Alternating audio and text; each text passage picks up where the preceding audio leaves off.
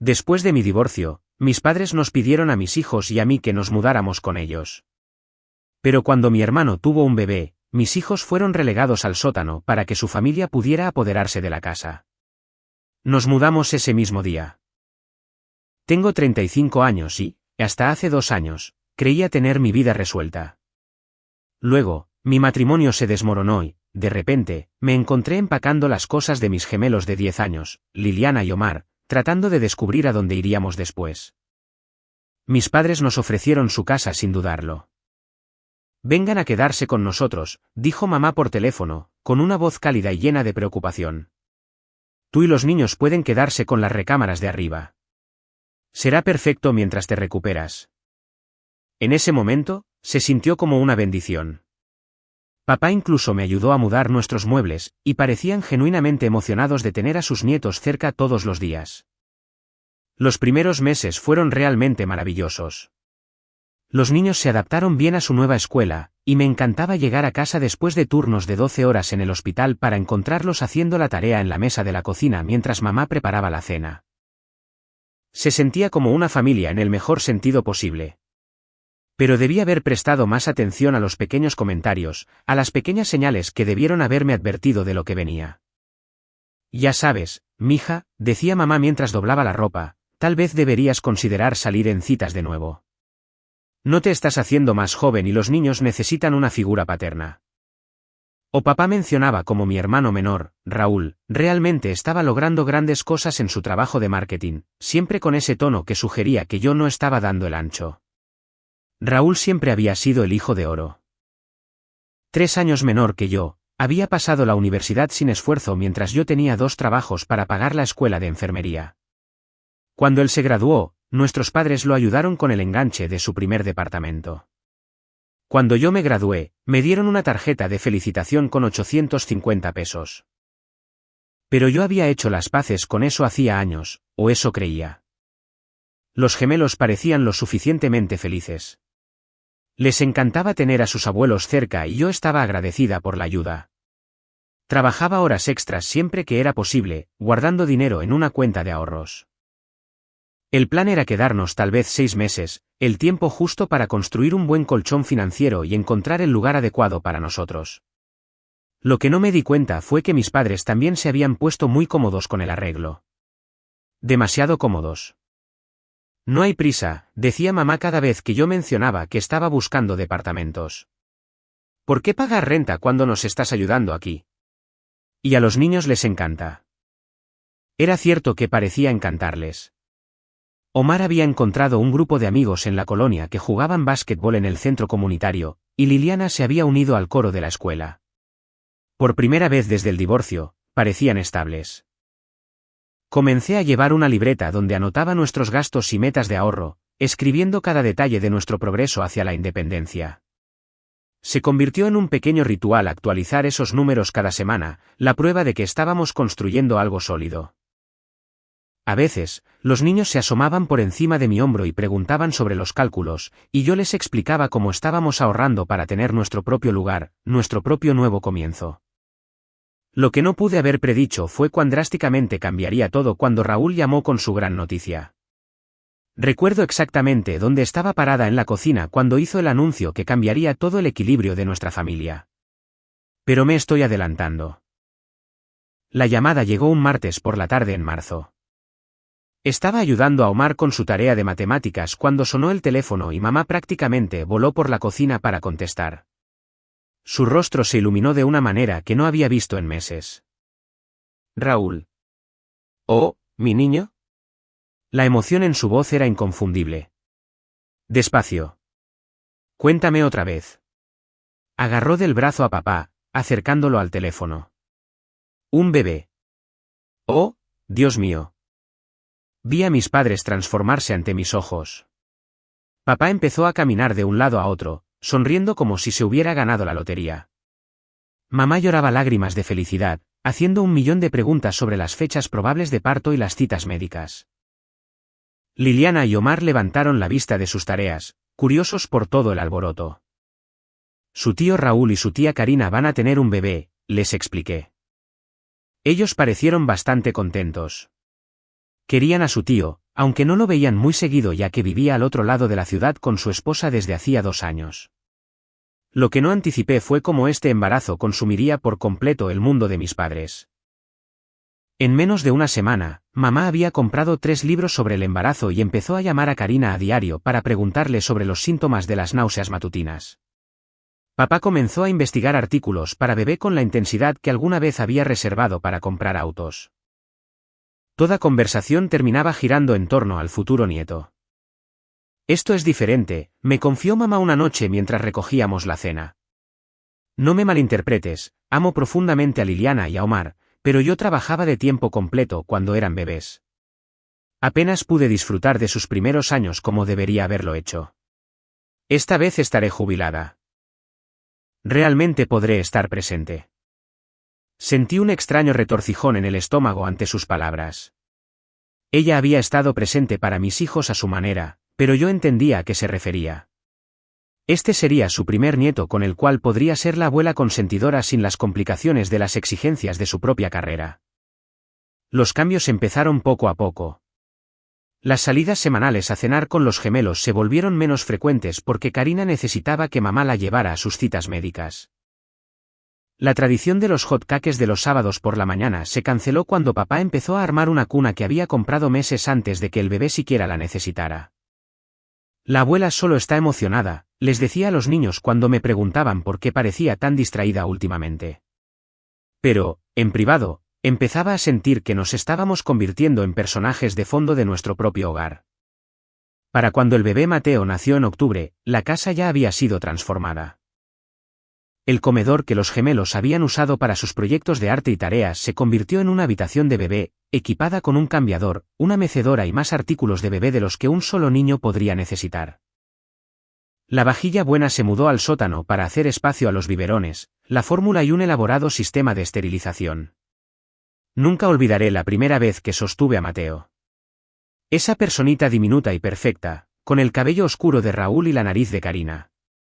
Era hermoso y lo amé de inmediato.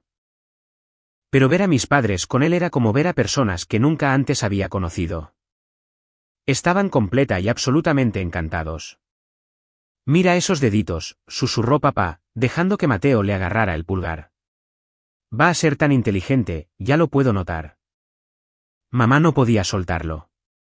Cancelaba planes con sus amigas solo para ser niñera cuando Raúl y Karina querían salir a cenar. Aprendió sobre horarios de sueño y rutinas de alimentación con la dedicación de alguien estudiando para sus exámenes finales. Los gemelos eran muy tiernos con su nuevo primo, pero yo podía ver cómo procesaban el cambio de atención. Omar me preguntó una noche por qué la abuela y el abuelo parecían amar a Mateo más que a ellos. No lo aman más, le aseguré, aunque yo misma no estaba completamente segura. Solo están emocionados porque es un bebé. ¿Recuerdas lo emocionados que estábamos todos cuando Liliana y tú nacieron? Pero incluso mientras lo decía, sabía que no era exactamente lo mismo. La Navidad de ese año fue cuando todo se volvió imposible de ignorar. Había pasado semanas haciendo un presupuesto cuidadoso para los regalos, asegurándome de que los gemelos tuvieran una mañana mágica a pesar de todo lo que habíamos pasado con el divorcio. Les había comprado una bicicleta a cada uno, algunos artículos de arte y libros de sus listas de deseos. Pero cuando llegó la mañana de Navidad, la disparidad fue asombrosa. Mateo, que apenas tenía 2 meses y ni siquiera podía enfocar bien la vista, tenía regalos apilados a su alrededor como si fuera de la realeza. Una carriola de lujo que costaba más de lo que yo ganaba en una semana. Ropa de diseñador que dejaría de quedarle en un mes. Juguetes pensados para niños años mayores que él. Liliana y Omar recibieron solo un pequeño regalo de sus abuelos, una tarjeta de regalo de 340 pesos para una librería. Los libros son importantes, dijo mamá alegremente cuando vio mi expresión. Queremos fomentar su lectura. Mientras tanto, ella estaba desenvolviendo el 16º regalo de Mateo, un sistema de monitor electrónico para bebés con cámara de vídeo y conexión a teléfono inteligente. Los gemelos lo manejaron con más gracia que yo. Agradecieron cortésmente a sus abuelos y parecieron genuinamente emocionados de elegir libros nuevos. Pero vi la cara de Omar cuando papá pasó 20 minutos armando la silla mecedora de Mateo, arrullando sobre cómo la función de música ayudaría con su desarrollo cerebral. Mamá, me susurró Liliana más tarde mientras todos hacían un alboroto por las fotos de la primera Navidad de Mateo. ¿Por qué le dieron tantos regalos a Mateo si todavía ni siquiera puede jugar con ellos? No tuve una buena respuesta para ella. Los comentarios también empezaron a volverse más incisivos. Mamá empezó a sugerir que tal vez debería hacerme algo diferente en el cabello, que me veía cansada todo el tiempo y que debería considerar maquillarme. Nunca antes había criticado mi apariencia, pero de repente todo en mí parecía invitar a sugerencias de mejora. Ya sabes, si te arreglaras un poco más, podrías conocer a alguien, me decía mientras doblábamos la ropa. Karina siempre se ve tan arreglada. Tal vez podrías pedirle consejos. Papá empezó a cuestionar mis decisiones de crianza más abiertamente. Cuando me negué a comprarle a Omar unos tenis de básquetbol carísimos, papá murmuraba sobre cómo los niños necesitaban sentirse seguros, cómo importaba tener el equipo adecuado. Cuando imponía reglas para la hora de dormir, sugería que yo estaba siendo demasiado estricta, que la infancia debería ser divertida. Pero la parte más dolorosa era observar cómo interactuaban con los gemelos en comparación con Mateo. Con mis hijos, eran abuelos cariñosos pero prácticos. Ayudaban con la tarea, los llevaban a las prácticas de fútbol, asistían a las obras de la escuela. Pero con Mateo, estaban absolutamente obnubilados. Cada sonido que hacía era brillante. Cada expresión facial era notable. Sonrió. Gritaba mamá, llamando a todos para que presenciaran los movimientos faciales inducidos por los gases de Mateo. ¿Lo vieron? Está tan avanzado para su edad. Empecé a llevar más a los gemelos a pasear los fines de semana, solo nosotros tres. Íbamos al cine o al museo de los niños, a cualquier lugar que se sintiera como nuestro propio espacio. Observaba a otras familias y me preguntaba si esto era normal. Este sentimiento de ser constantemente evaluada y hallada deficiente en el que se suponía era mi propio hogar. Me gusta cuando solo somos nosotros, me dijo Omar un sábado después de que pasamos la tarde en el parque. Estábamos sentados en una banca compartiendo un helado y parecía más relajado de lo que había estado en semanas. A mí también, mijo, dije, revolviéndole el cabello. ¿Por qué te gusta? ¿Por qué no estás triste cuando solo somos nosotros? Eso me pegó más fuerte de lo que esperaba. No me había dado cuenta de cuán transparente se había vuelto mi frustración, de cuánto estaban percibiendo los niños la tensión que yo creía estar ocultando. Esa noche, actualicé mi libreta de ahorros con renovada determinación. Ya teníamos suficiente para un depósito de garantía y el primer mes de renta de un departamento decente. El plan original había sido quedarnos hasta la primavera para acumular un colchón aún más sustancial, pero estaba empezando a preguntarme si el costo emocional valía el beneficio financiero. Simplemente no me había dado cuenta aún de cuánto iban a empeorar las cosas. El anuncio llegó en febrero, casi 2 años después de que nos habíamos mudado con mis padres. Me estaba arreglando para ir a trabajar cuando Raúl llamó, y pude escuchar el estrés en su voz de inmediato. «Hola, hermana, ¿está mamá ahí?» Sonaba alterado, lo cual era inusual en mi hermano, típicamente tan sereno. Mamá tomó el teléfono ansiosamente, como siempre lo hacía cuando llamaba Raúl, pero su expresión cambió rápidamente del deleite a la preocupación, y luego a la determinación. Por supuesto, mi niño, lo que necesiten. ¿Cuánto tiempo creen que tardará la remodelación? Hice una pausa mientras empacaba mi bolsa del trabajo, tratando de armar el rompecabezas de la conversación desde su lado. 6 a 8 semanas. Eso no está tan mal. Sí, por supuesto, pueden quedarse aquí. Hay mucho espacio. Se me cayó el estómago. Me acerqué, tratando de cruzar miradas con papá, pero él asentía en señal de apoyo, ya reorganizando los muebles mentalmente. ¿Qué remodelación? Pregunté después de que mamá colgó. Raúl y Karina necesitan quedarse aquí un tiempo, dijo mamá con naturalidad, como si esto fuera lo más normal del mundo. Están haciendo unos trabajos en su casa. Algo de daños por agua en la cocina y el baño. Tienen que vaciar todo el lugar durante 6 a 8 semanas, tal vez más, dependiendo de cómo avance el trabajo. Ya sabes cómo se pueden alargar estas cosas. Papá ya estaba sacando una libreta, haciendo listas. Tendremos que mover algunas cosas, asegurarnos de que todos estén cómodos. Lo que más me impactó fue que ninguno de ellos pareció pensar que esto requería consultarlo conmigo. Yo llevaba viviendo ahí con mis hijos casi 2 años, contribuyendo con la despensa y los servicios, ayudando con el mantenimiento del hogar y cuidándolos. Pero la decisión de agregar a 3 personas más a la casa, incluido un bebé, se tomó sin siquiera mencionármelo antes. ¿Dónde van a dormir exactamente?, pregunté, tratando de mantener un tono de voz neutral. Bueno, necesitarán el cuarto de visitas, obviamente. Y armaremos el cuarto del bebé en el estudio para Mateo. Mamá ya estaba en modo planificación. Será hermoso tener a todos bajo un mismo techo como una verdadera familia. El cuarto de visitas era donde yo guardaba la ropa que los gemelos iban dejando y los artículos de temporada. El estudio era donde los niños hacían su tarea y jugaban videojuegos en los días lluviosos. En una sola llamada telefónica, nuestro espacio vital se había reducido considerablemente. ¿Cuándo se mudan?, pregunté. Este fin de semana.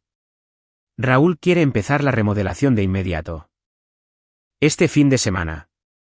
3 días de aviso para un arreglo de vivienda que duraría al menos 2 meses. Esa noche, senté a los gemelos para explicarles la situación. Lo tomaron mejor que yo. De hecho, estaban emocionados por tener al bebé Mateo cerca más seguido. Los niños son adaptables de maneras que a los adultos se nos olvida. Pero yo estaba haciendo cuentas en mi cabeza, y no cuadraban bien.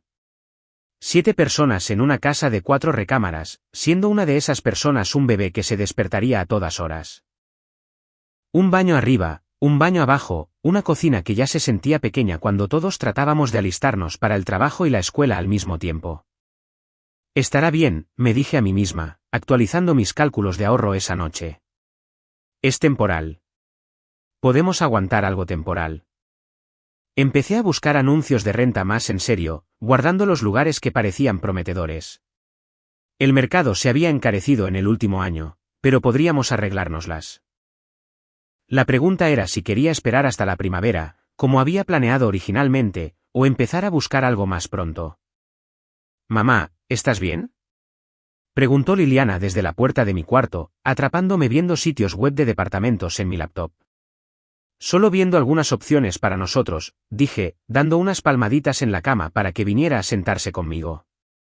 ¿Cómo te sentirías de tener nuestro propio lugar de nuevo?, consideró esto con seriedad, como solía hacer con la mayoría de las preguntas.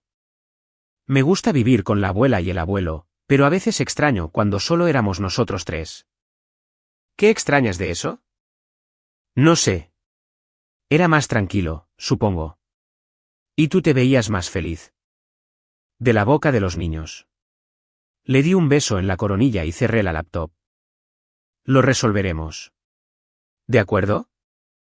Pero incluso mientras lo decía, sabía que los siguientes 2 meses pondrían a prueba cada límite que yo tenía. La invasión comenzó el sábado por la mañana. Raúl apareció con un camión de mudanza y Karina cargando a Mateo como si fueran refugiados huyendo de una zona de desastre, en lugar de personas que habían decidido desmantelar su cocina perfectamente funcional por un capricho. En cuestión de horas, la casa se transformó en algo que no reconocía. El cuarto de visitas se llenó con sus muebles, su ropa y suficientes artículos de bebé para surtir una pequeña tienda. El estudio se convirtió en el dominio de Mateo, con una cuna, un cambiador y un área de juegos que ocupaba la mayor parte del espacio donde los gemelos solían extenderse para hacer su tarea. Pero fueron las reglas lo que realmente me molestó. Reglas que se implementaron de inmediato y sin discusión. Tendremos que mantener el ruido al mínimo durante las siestas de Mateo, anunció Karina mientras desempacaba aproximadamente la 15ª caja de ropa de bebé. Él es muy sensible al sonido y su horario de sueño es crucial para su desarrollo. Mateo tomaba 3 siestas al día de duraciones variables que parecían cambiar basándose en una misteriosa lógica de bebé que solo Karina podía interpretar. Además, probablemente deberíamos guardar la mayoría de los juguetes de la sala, continuó ella, mirando los libros y artículos de arte de los gemelos con evidente desagrado. Los bebés exploran todo con la boca y me preocupan los riesgos de asfixia. En la primera semana, Liliana y Omar habían perdido acceso a la mayoría de las áreas comunes de la casa. No podían ver la televisión en la sala porque podría despertar a Mateo. No podían jugar en el estudio porque ahora era el cuarto de su primo. No podían hacer manualidades en la mesa de la cocina porque los artículos del bebé cubrían todas las superficies. ¿Por qué no juegan en sus cuartos, niños?, sugirió mamá alegremente cuando Omar se quejó de estar aburrido. Sus recámaras eran pequeñas, hechas para dormir, no para el tipo de juego activo que necesitan los niños de 10 años. Pero señalar esto, de alguna manera, me convertía en la irracional a mí. La situación de la televisión era particularmente irritante. Siempre se les había permitido a los gemelos ver sus programas después de terminar la tarea, pero ahora incluso ese simple placer se volvió complicado. ¿Podrían bajarle a eso?, gritaba Karina desde arriba, incluso cuando el volumen apenas era audible. Mateo está tratando de dormir. O Raúl entraba a la sala y cambiaba de canal sin preguntar, alegando que quería ver las noticias, dejando a Liliana y a Omar mirándolo confundidos. ¿Podemos terminar de ver nuestro programa?, preguntó Liliana educadamente una tarde. Esto es importante, respondió Raúl, ni siquiera mirándola. Ustedes pueden ver caricaturas en cualquier momento. Observaba las caras de mis hijos y veía cómo aprendían que sus deseos y necesidades eran menos importantes que el capricho pasajero de cualquier adulto. Que su comodidad en lo que había sido su hogar durante 2 años, ahora era secundaria al horario de sueño de un bebé y a las preferencias televisivas de su tío. El punto de quiebre llegó cuando mamá anunció que tendríamos que reorganizar las pertenencias de los gemelos porque Mateo se estaba volviendo más ágil y podría agarrar cosas. ¿Más ágil?, pregunté. Tiene 6 meses. Apenas puede sentarse. Karina dice que está muy avanzado para su edad. Tenemos que ser proactivos con la seguridad. Así que los artículos de arte de los gemelos fueron trasladados a estantes altos que no podían alcanzar sin ayuda. Sus libros fueron reubicados en sus recámaras para hacer espacio para más rejas de bebé y equipo de seguridad. Sus dibujos fueron quitados del refrigerador para hacer espacio al horario de alimentación de Mateo y a los recordatorios de sus citas médicas. Veía a mis hijos adaptarse a estos cambios con una gracia que me rompía el corazón. No se quejaban, no hacían berrinches, no exigían que les devolvieran su territorio.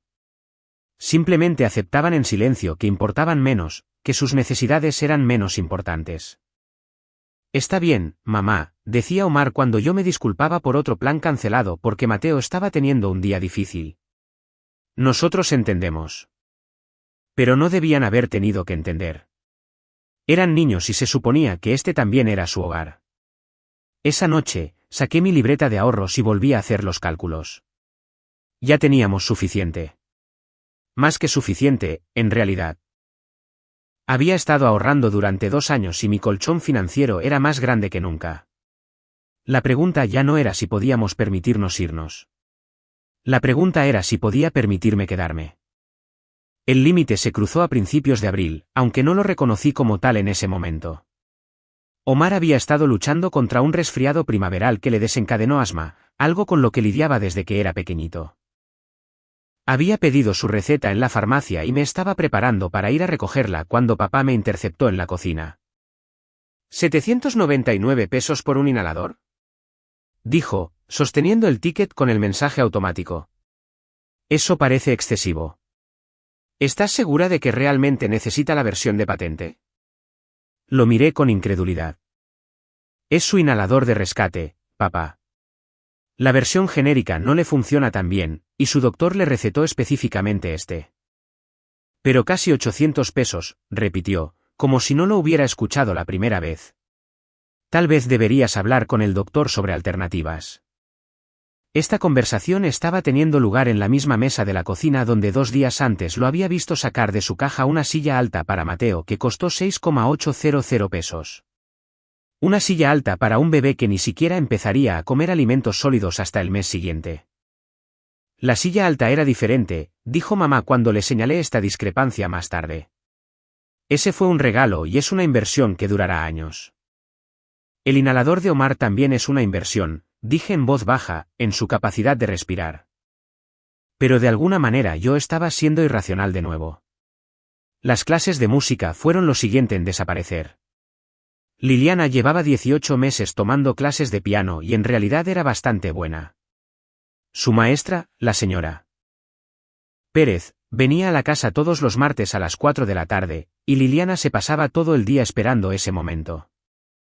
Lo siento mucho, le dijo mamá a la señora Pérez en la puerta un martes, pero vamos a tener que cancelar las clases por un tiempo. El piano interrumpe la siesta de la tarde del bebé. La cara de Liliana se desmoronó. Había estado practicando una pieza para el recital de primavera, algo por lo que había estado emocionada durante semanas. Tal vez podríamos programar las clases en otro horario, sugerí.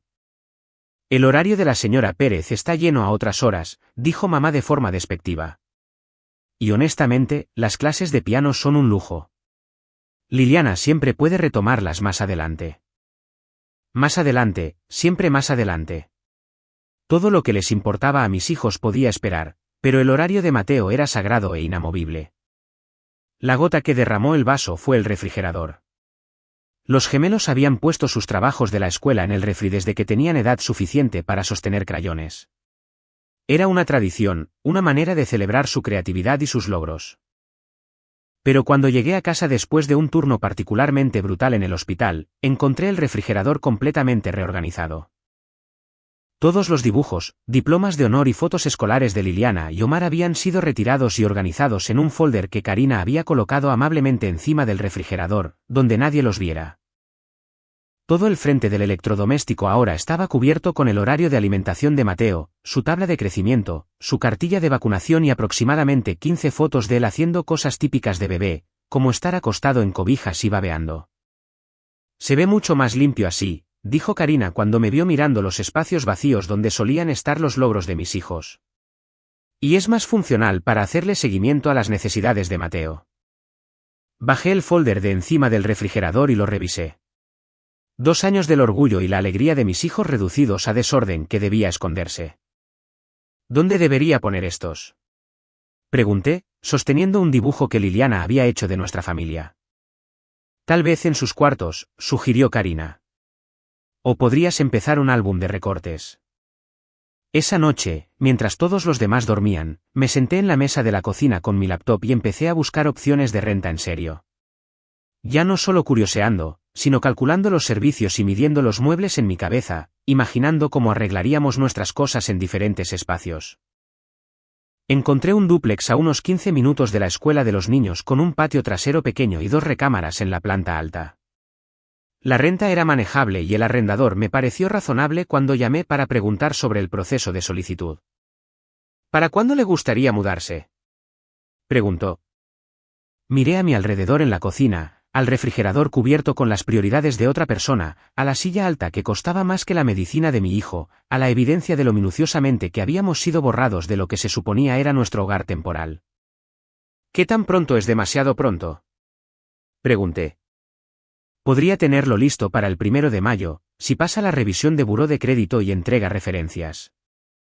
El 1 de mayo faltaba a 3 semanas.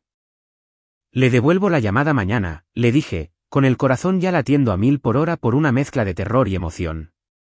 Por primera vez en meses, estaba recordando lo que se sentía tomar decisiones sobre mi propia vida.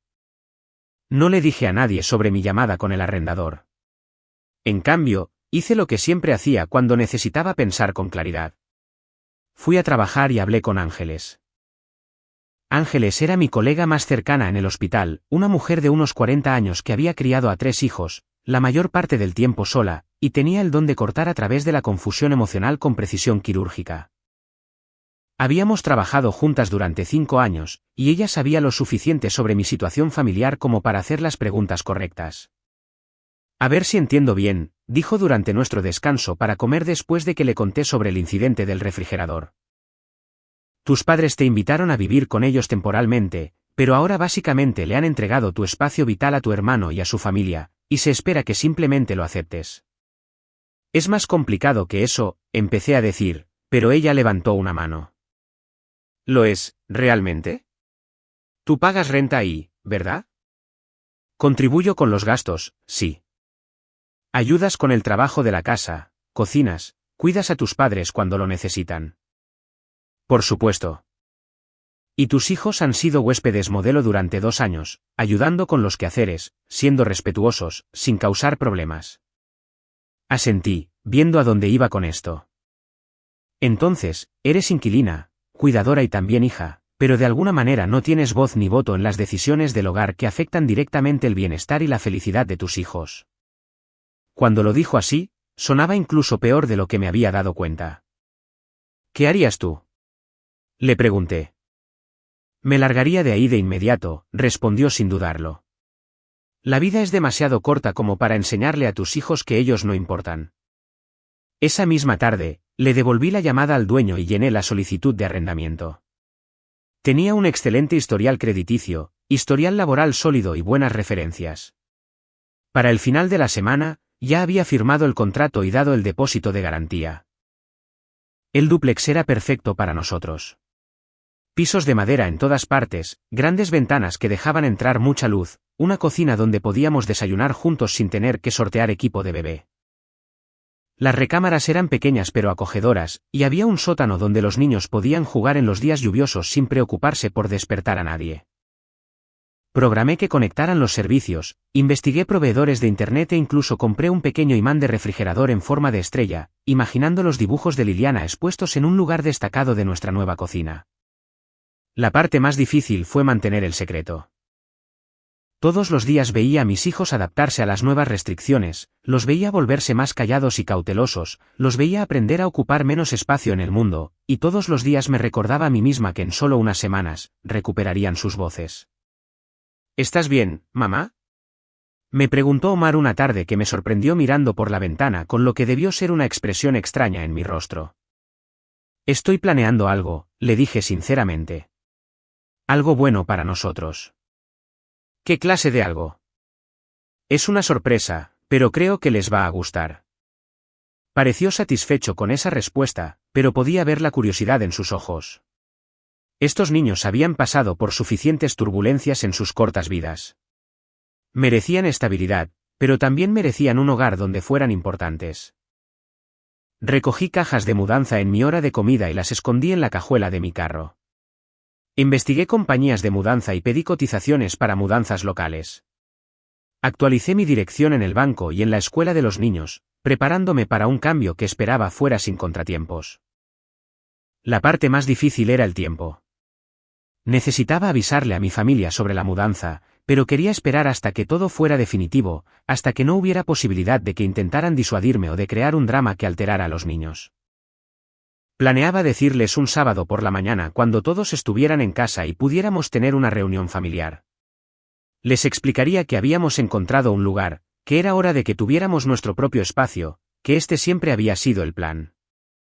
Lo que no había planeado era que tan drásticamente iba a explotar todo antes de que tuviera la oportunidad. Viéndolo en retrospectiva, debí haber sabido que vivir 7 personas en una casa con tanta tensión y prioridades desequilibradas era como estar sentada en un barril de pólvora. Pero yo pensé que tenía un par de semanas más para planear nuestra salida con gracia. Creía que podía controlar los tiempos de nuestra partida. Me equivoqué. La emergencia comenzó mientras estaba a la mitad de un turno de 12 horas en el hospital. Era jueves por la tarde y estaba revisando a un paciente de 6 años que se recuperaba de una cirugía de apéndice cuando mi teléfono empezó a vibrar con mensajes de los gemelos. El primer mensaje, de Liliana, era relativamente tranquilo: mamá, la abuela dice que tenemos que mover nuestras cosas para hacer espacio para algo. ¿Puedes llamarnos cuando tengas un descanso? Pero los mensajes de Omar, llegando en rápida sucesión, contaban otra historia: mamá. Están moviendo todas nuestras cosas.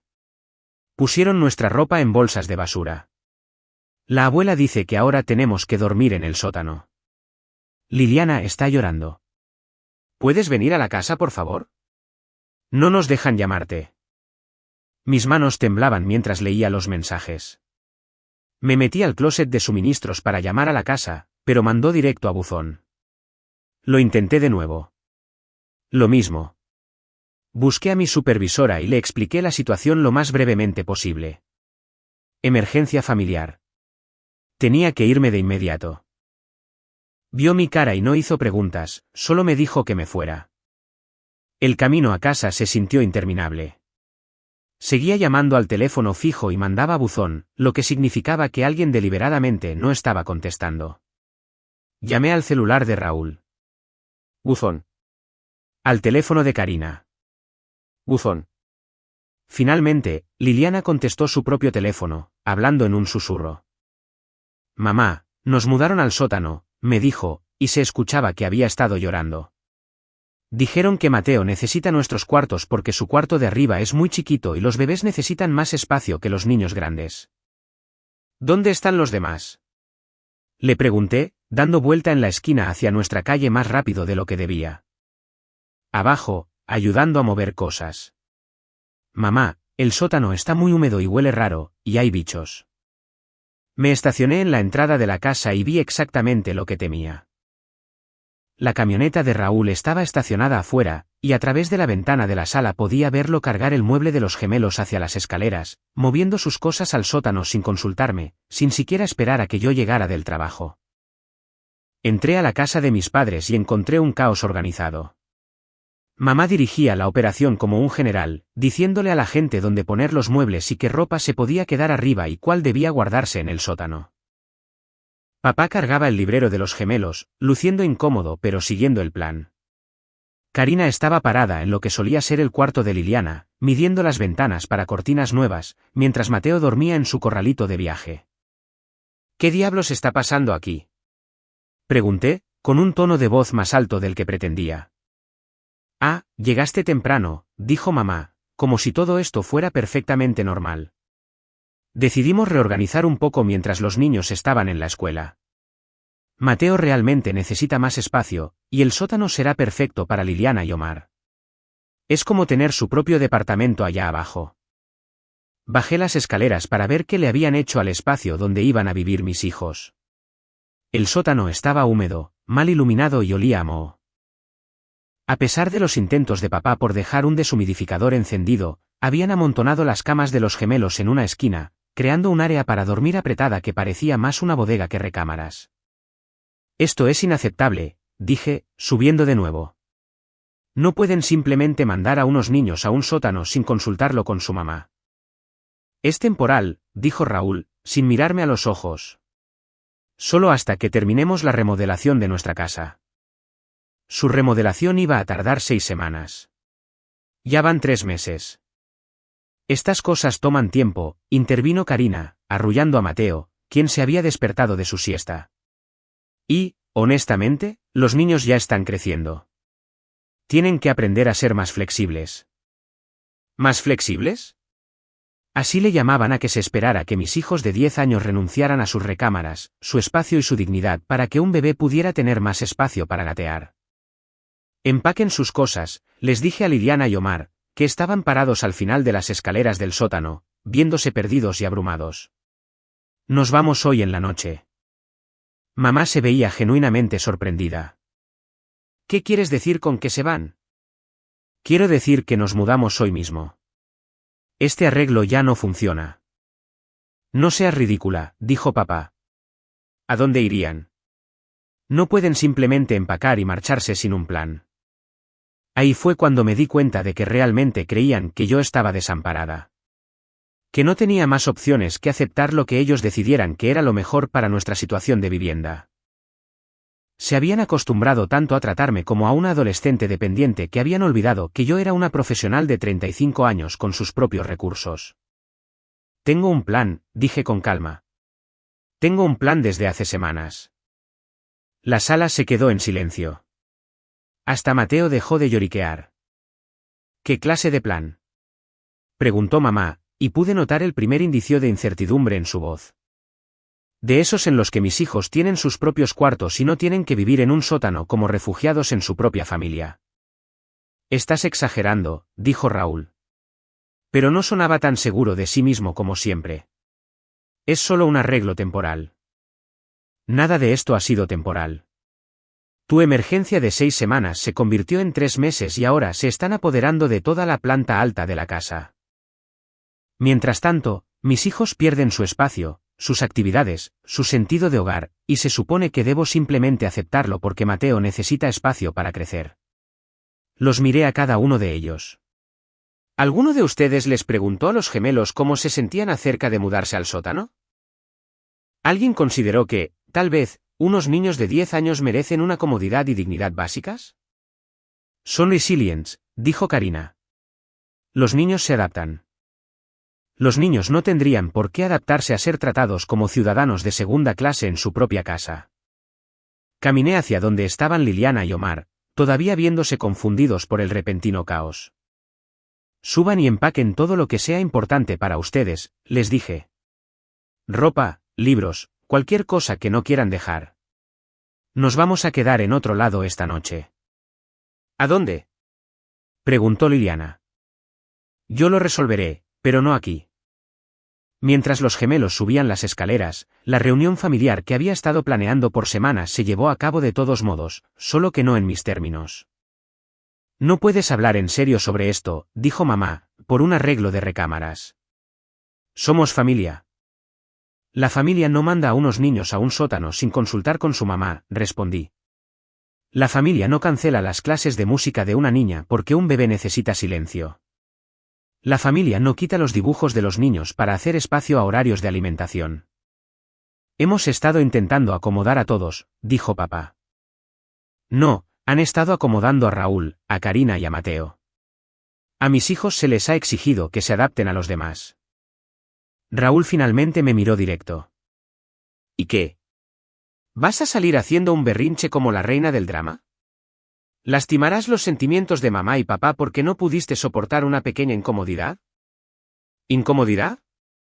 Sentí que algo se rompió dentro de mí. Ver a mis hijos aprender que sus necesidades no importan no es una incomodidad, Raúl. Es destructivo, y no permitiré que aprendan esas lecciones porque su tío y su tía no pueden manejar su propia situación de vivienda. Eso no es justo, dijo Karina, abrazando a Mateo más fuerte. Nosotros no pedimos tener daños por agua. No lo pidieron, pero sin duda se aprovecharon de ello. Su emergencia de 6 semanas se convirtió en una toma total de la casa de mis hijos. Los gemelos bajaron las escaleras con sus mochilas y unas bolsas de ropa. Se veían asustados pero decididos, confiando en que yo descubriría que seguía. ¿A dónde van a ir?, preguntó mamá, y por primera vez, sonaba preocupada en lugar de molesta. Nos quedaremos con mi amiga Ángeles esta noche, dije, sacando mi teléfono para mandarle un mensaje.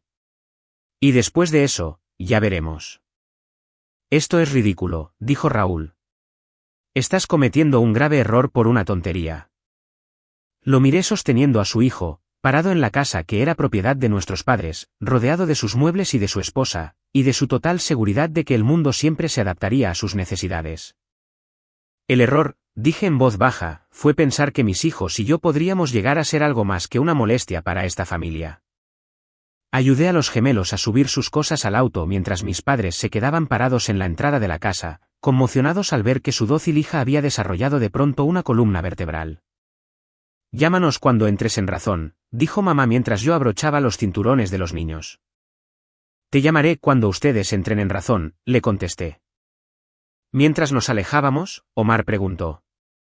¿De verdad ya no vamos a regresar?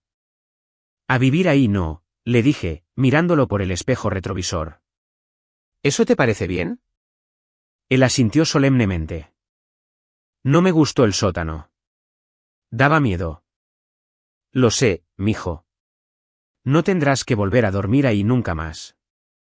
Por primera vez en meses, sentí que era una promesa que sí podía cumplir. Ángeles abrió la puerta del frente antes de que yo siquiera tuviera la oportunidad de tocar, habiendo recibido mi mensaje desesperado mientras veníamos en camino, vio de un solo vistazo nuestras bolsas y las caras apagadas de los gemelos, y nos hizo pasar sin hacer preguntas. El cuarto de visitas tiene literas, les dijo a Liliana y a Omar. Mis hijos están con su papá este fin de semana, así que tendrán mucho espacio. ¿Tienen hambre?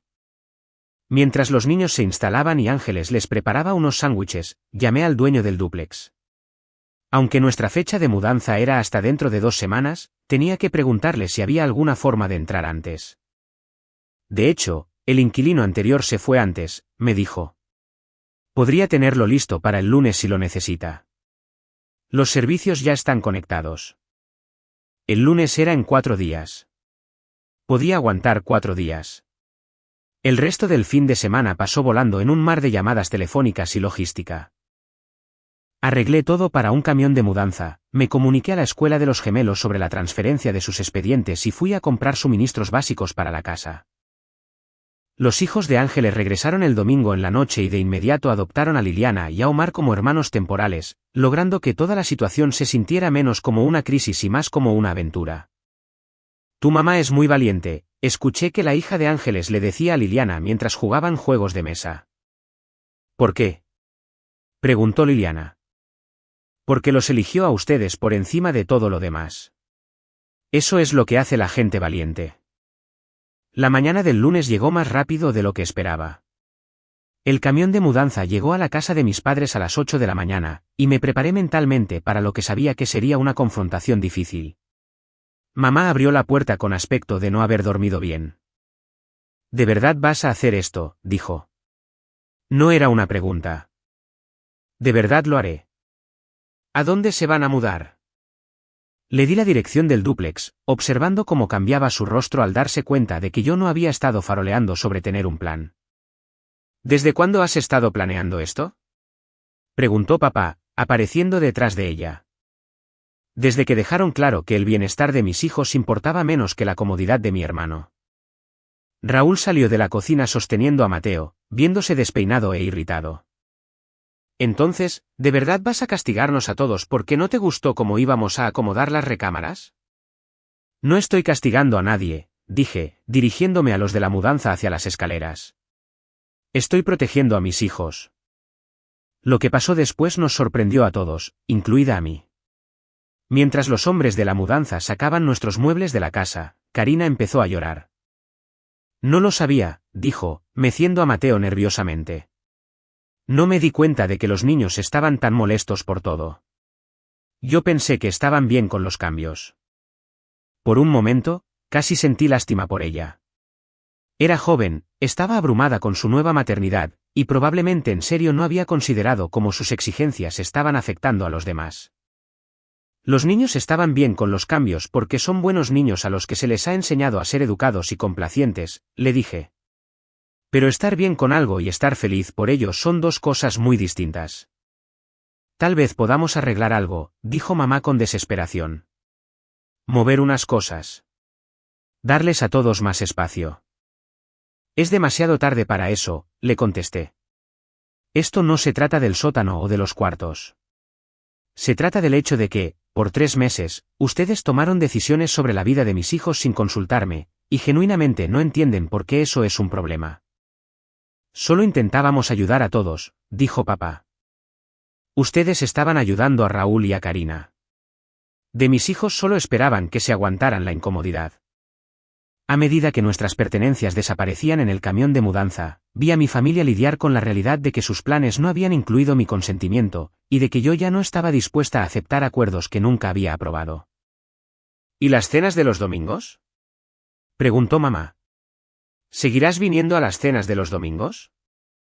La miré, de pie en la entrada de la casa donde mis hijos habían aprendido a hacerse menos importantes, más silenciosos, a hacerse menos. Lo pensaré, le dije. El viaje a nuestro nuevo hogar tomó 15 minutos. 15 minutos desde la casa donde habíamos sido invitados indeseados hasta el lugar donde volveríamos a ser una familia. Al estacionarnos en el dúplex, Liliana dijo. Parece una casa de verdad. Es una casa de verdad, le dije. Es nuestra casa. Esa noche, después de armar las camas y desempacar lo esencial, los 3 nos sentamos en el piso de la sala a comer pizza y hacer planes. Planes reales para nuestro propio espacio, nuestras propias reglas, nuestras propias vidas. ¿Puedo poner mis dibujos en el refri?, preguntó Liliana. Puedes poner tus dibujos donde tú quieras, le dije. Esta es tu casa también. Omar se quedó callado por un largo rato. Luego dijo. Mamá, estoy orgulloso de ti. ¿Por qué? Porque nos elegiste a nosotros. Y esa era precisamente la razón por la que irnos había sido la única decisión que importaba.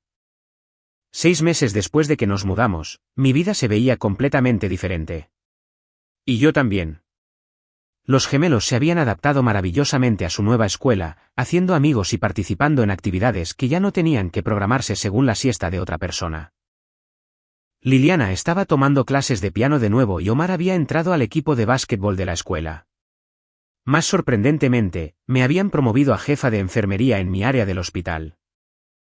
La confianza que había encontrado al defender finalmente a mis hijos pareció trasladarse a otras áreas de mi vida.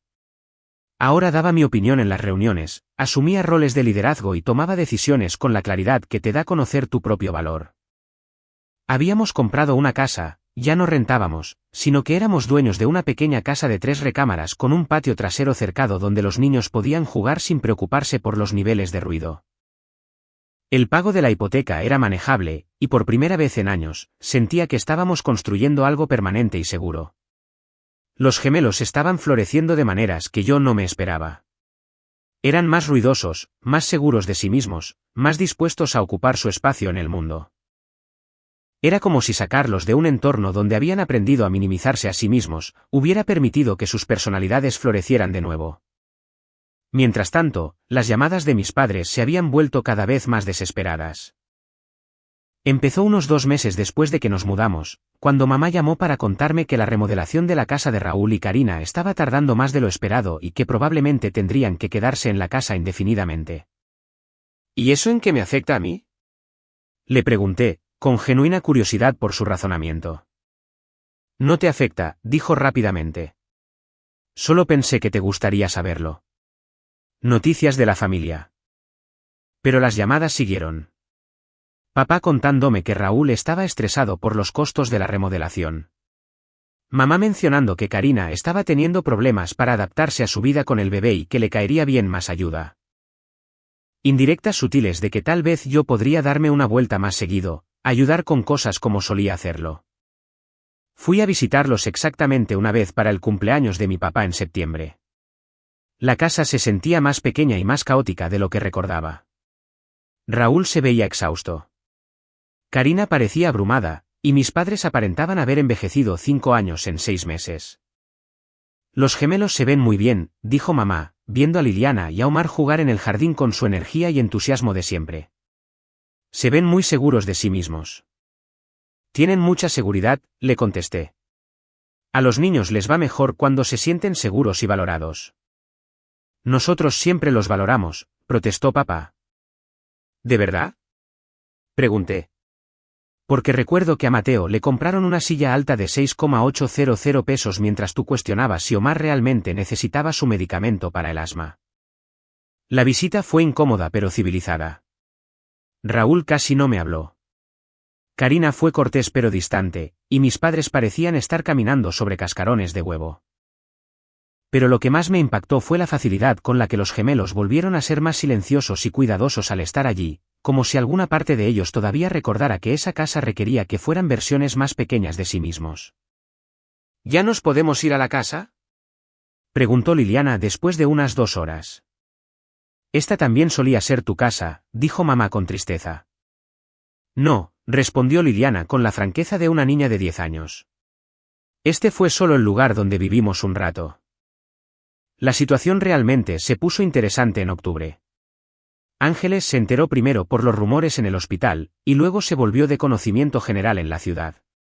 Raúl y Karina se iban a divorciar.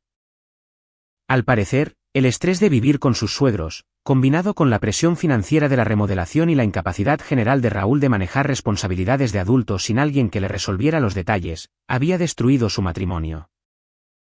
Karina le había pedido el divorcio y se regresó a vivir con sus propios padres, llevándose a Mateo con ella. Él está devastado, me contó mamá durante una de sus llamadas telefónicas cada vez más frecuentes. De verdad creía que podían arreglar las cosas.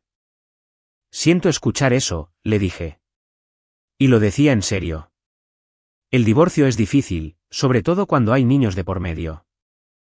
El detalle es que, y continuó mamá, él está teniendo problemas para manejar todo él solo. La remodelación de la casa, su horario de trabajo, los arreglos de custodia con Mateo. Realmente le vendría bien un poco de ayuda con eso. Esa era la verdadera razón de la llamada. ¿Qué clase de ayuda?, pregunté.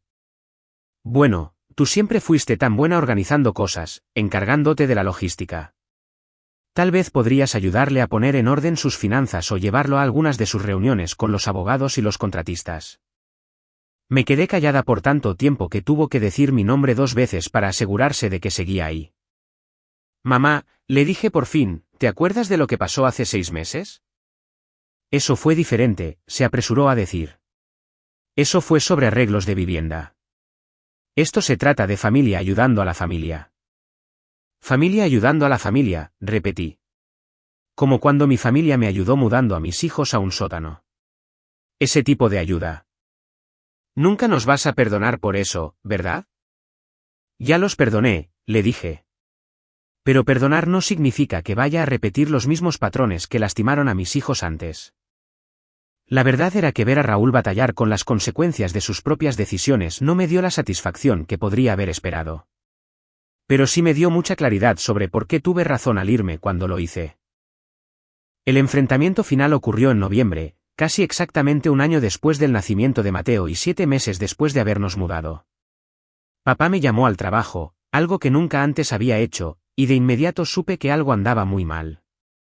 Tienes que venir a la casa, me dijo sin rodeos.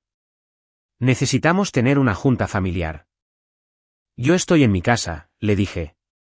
Yo vivo en mi propia casa ahora, ¿recuerdas? ¿Sabes a qué me refiero? Tu madre está teniendo una crisis nerviosa, Raúl se está desmoronando y necesitamos tu ayuda para arreglar esta familia. ¿Qué es exactamente lo que creen que yo puedo arreglar? Todo, dijo. Y la desesperación en su voz era inconfundible. Desde que te fuiste, todo se ha venido abajo. Tu madre llora todos los días. Raúl no puede con sus responsabilidades. Todos somos miserables. Esa noche, en contra de mi buen juicio, manejé a la casa de mis padres para lo que llamaban una reunión familiar de emergencia. Raúl estaba ahí, luciendo demacrado y derrotado como nunca lo había visto.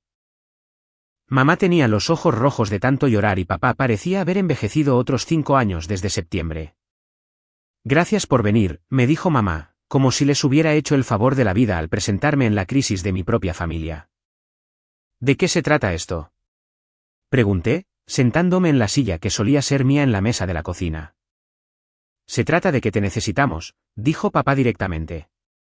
Esta familia no funciona sin ti. Miré alrededor de la mesa a 3 adultos que parecían estar esperando a que yo resolviera problemas que yo no había creado. Explíquenme qué quieren decir con eso. Raúl finalmente habló. No puedo hacer esto solo, dijo. El divorcio, el horario de visitas con Mateo, lidiar con la remodelación, cumplir en el trabajo. Me estoy ahogando y necesito ayuda. ¿Qué tipo de ayuda? Del tipo que tú siempre nos dabas, dijo mamá. Tú siempre fuiste la organizada, la responsable. Sabías cómo manejar situaciones complicadas y mantener a todos en orden. A ver si entiendo bien, dije lentamente.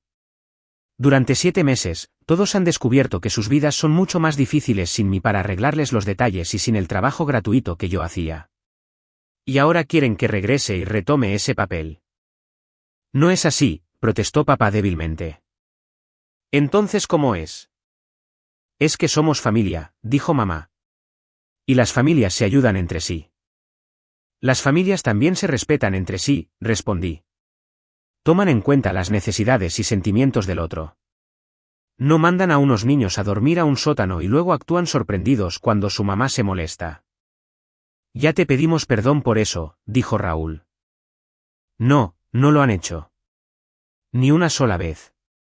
Lo han explicado, justificado, minimizado, pero nunca se han disculpado realmente por ello. El silencio se prolongó de manera incómoda. Bien, dijo finalmente Raúl. Siento mucho que hayamos movido a tus hijos al sótano. Siento mucho que no te hayamos preguntado primero. ¿Es eso lo que quieres escuchar? Lo que quiero escuchar, dije poniéndome de pie, es que entienden por qué estuvo mal lo que hicieron. Pero no lo entienden, ¿verdad? Lamentas que haya causado un problema. No lamentas haber lastimado a mis hijos. Tus hijos están bien, dijo mamá. Se ven felices y seguros cuando los vemos. Están felices y seguros porque viven en una casa donde importan, donde sus necesidades son tomadas en cuenta, donde no tienen que competir con un bebé para obtener dignidad y respeto básicos.